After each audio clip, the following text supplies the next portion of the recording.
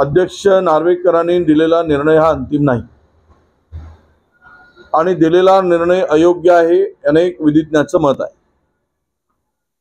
त्यांच्या अधिकार क्षेत्राच्या बाहेर जाऊन त्यांनी तो निर्णय दिलेला आहे। सर्वोच्च न्यायालयाने जो व्हीप ची निवड अवैध ठरवली त्यालाच त्यांनी व्हीप म्हणून मान्यता दिली। असे अनेक निर्णय आहेत।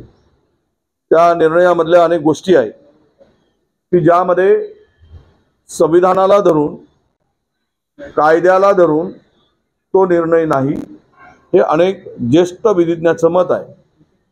हे आमचं मत नाही।